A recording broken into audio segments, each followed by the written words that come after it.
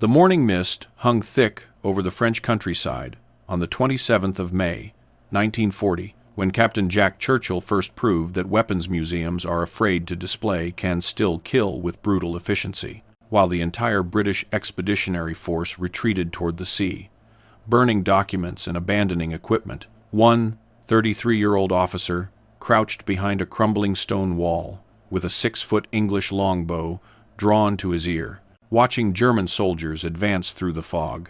The Wehrmacht had crushed Poland in just over a month. Their Panzers were tearing through France at 40 miles per day. British soldiers were dying by the hundreds along every road to Dunkirk. Officers were destroying classified papers in ditches. Sergeants were burying gear they couldn't carry. Private soldiers were throwing away rifles just to run faster. The retreat had become a rout. But Jack Churchill wasn't running. He was carrying 70 pounds of draw weight in his hands, effective range 200 yards in the hands of someone who knew what they were doing. And Churchill knew exactly what he was doing. 11 months earlier, he had represented Great Britain at the World Archery Championships in Oslo, finishing 26th out of 63 competitors from 14 nations. Not a champion, but skilled enough to put an arrow through a playing card at 50 yards. Skilled enough to kill a man before that man ever heard the shot. The German patrol closed to 30 yards. Churchill could see the sergeant leading them, a veteran by the careful way he moved. Probably someone who had fought through Poland. The sergeant was scanning hedgerows, checking windows, looking for the standard threats. Rifles, machine guns, grenades. He never thought to look for a medieval weapon that belonged in a castle armory, not on a battlefield where tanks and aircraft decided who lived and died. Churchill drew the bowstring back to his ear. The yew-wood creaked under tension. His fingers found the familiar anchor position, the same position he had used 10,000 times in practice. He had made this exact shot countless times at targets. He had never made it with a human being at the other end. The arrow flew. The German sergeant dropped without a sound, the shaft buried deep in his chest. It was the first confirmed longbow kill in a European war since the 17th century. It would be the last confirmed longbow kill of the entire Second World War. And it happened because one British officer refused to accept that modern warfare had made ancient weapons obsolete. The British Army didn't know what to do with Jack Churchill. He had graduated from the Royal Military College at Sandhurst in 1926 and served with the Manchester Regiment in Burma. He had spent a decade learning to be a conventional infantry officer.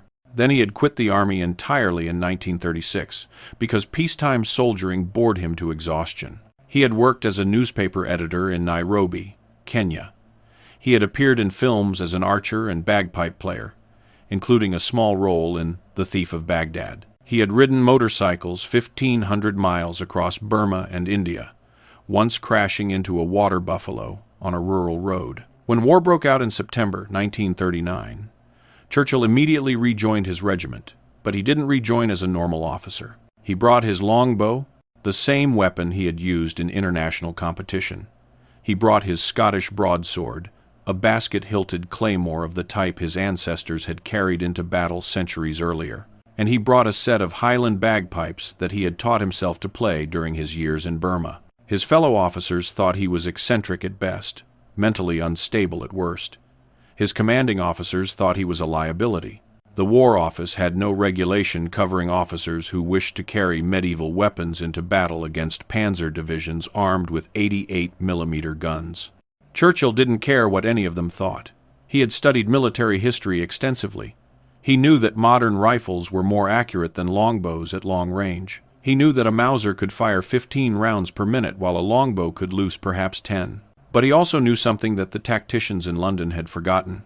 In close combat, in the chaos of an ambush, in the terror of hand-to-hand fighting, psychological warfare mattered as much as raw firepower.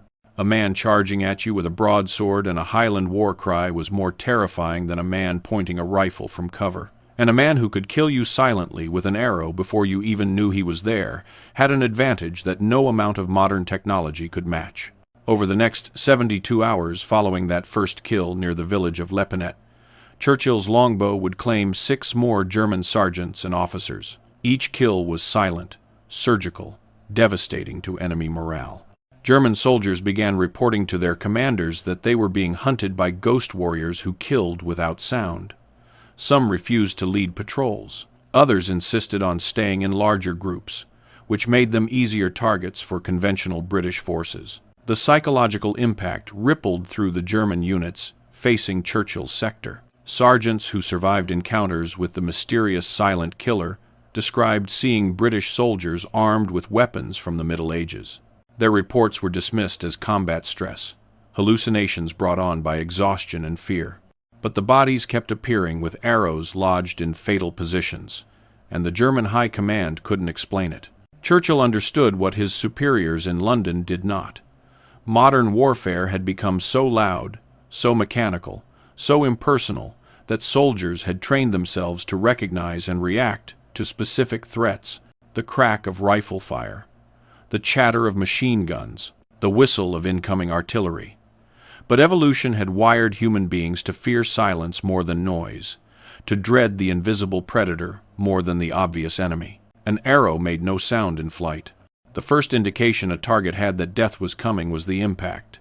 By then it was too late to take cover, too late to return fire, too late to warn comrades. The bow turned Churchill into exactly what every soldier fears most on the battlefield: an enemy they cannot hear, cannot see, cannot predict, and cannot stop. On the second day of his killing spree, Churchill positioned himself in the upper floor of a farmhouse overlooking a road junction the Germans were using to move supplies forward. He watched through a broken window as a staff car approached, carrying what appeared to be a German captain and 2 sergeants. The vehicle stopped at the junction while the officers consulted a map. Churchill drew his bow and released. The arrow punched through the open window of the staff car and struck one of the sergeants in the throat. The driver panicked and accelerated, crashing the vehicle into a ditch. The captain and remaining sergeant stumbled out, weapons drawn, scanning for the shooter. They were looking for muzzle flash, for smoke, for any sign of where the shot had come from. Churchill's second arrow took the remaining sergeant through the chest before the man had completed a full turn. The captain dove for cover behind the crashed vehicle, screaming for help. Churchill could have killed him easily, but officers who survived to report impossible attacks were more valuable than dead officers. Let him tell his superiors about silent death from unseen positions. Let the fear spread. By the third day, German forces in Churchill's sector had become noticeably more cautious. Patrols moved faster and stayed closer to cover. Officers stopped consulting maps in the open. Staff cars drove past intersections without slowing down. The entire rhythm of German operations had changed because one man with a medieval weapon was hunting their leadership. On the evening of the third day, Churchill added his 7th and final longbow kill of the 72-hour period. A German sergeant had been sent forward to scout a crossing point over a small stream. The man was experienced, careful, doing everything right. He approached the stream in a crouch, using trees for cover, stopping frequently to scan for threats. Churchill was already in position, hidden in dense brush on the far bank. He had predicted this route would be scouted and had positioned himself 3 hours earlier, waiting with the infinite patience of a hunter who knew his prey would come. The sergeant reached the water's edge and knelt to examine the depth and current. The arrow entered just below the man's helmet rim, at the base of his skull, killing him instantly. The body slumped forward into the shallow water. Churchill remained motionless for another 20 minutes, watching to see if anyone else would come. No one did. The Germans had learned not to investigate when men disappeared in Churchill's sector. Better to report them missing and avoid the same fate. The British Expeditionary Force evacuated 338,000 soldiers from the beaches of Dunkirk between the 26th of May and the 4th of June, 1940. Most of them left behind their weapons, their vehicles, their equipment, their pride. They came home defeated, exhausted, expecting a German invasion within weeks. Jack Churchill came home with his bow, his sword, and his bagpipes. He had covered the retreat of his company. He had killed enemy soldiers with weapons that belonged in a museum, and he was just getting started. The 7 German sergeants and officers who died by Churchill's arrows during those 3 days represented more than tactical victories. They represented a fundamental truth about warfare that modern armies had forgotten in their rush to embrace technology and firepower. The human mind, not the weapon system, remained the ultimate battlefield. Churchill had not chosen the longbow because he believed it was superior to modern rifles. He had chosen it because it created fear in ways that rifles could not. An enemy who understood rifles could prepare for them, could take appropriate cover, could develop tactics to counter them. But an enemy facing a weapon from another century, a weapon that killed silently and inexplicably, could not prepare, could not rationalize, could only fear. The German soldiers who survived encounters with Churchill's longbow returned to their units with stories that sounded like madness. A British officer who killed with arrows, who appeared and disappeared like a ghost, who struck from impossible ranges and vanished before anyone could respond. Their commanders dismissed these reports as propaganda or delusion, but the bodies kept appearing, and the arrows lodged in those bodies were very real. Within weeks of returning from Dunkirk, Churchill volunteered for a new unit the War Office was secretly forming. They called themselves the Commandos. The training would be brutal beyond anything the British Army had ever attempted. The missions would be suicidal raids into Nazi-occupied territory. The casualty rates were expected to be catastrophic. Churchill requested permission to bring his sword and bow on operations. The commandos said yes. They understood what the conventional army did not. War was not about having the newest technology or the most firepower. War was about breaking the enemy's will to fight. And nothing broke an enemy's will faster than facing something they could not understand, could not predict, and could not stop.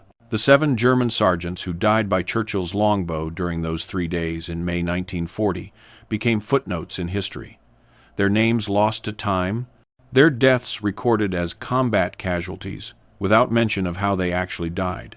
But their deaths changed something fundamental about how the British military thought about unconventional warfare. They proved that one man with enough skill, courage, and refusal to accept conventional wisdom could accomplish what entire companies armed with modern weapons could not. They proved that the oldest weapons, in the right hands, remained as deadly as they had been when English archers dominated European battlefields 6 centuries earlier.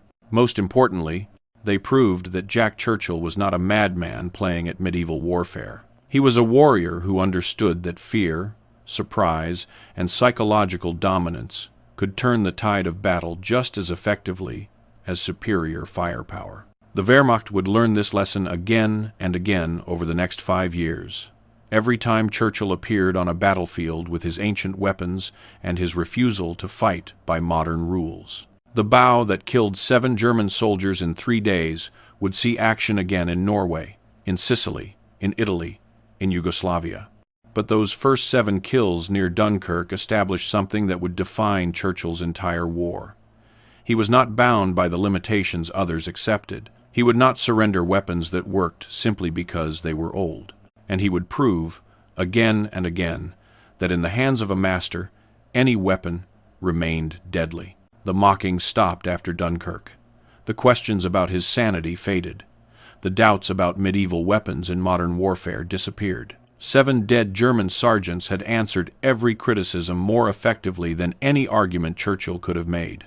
He had proven his point with blood and fear and silent death from the shadows, and he was just beginning to show the world what one man with a longbow could accomplish when everyone else had forgotten that some truths about warfare never change, no matter how much technology advances.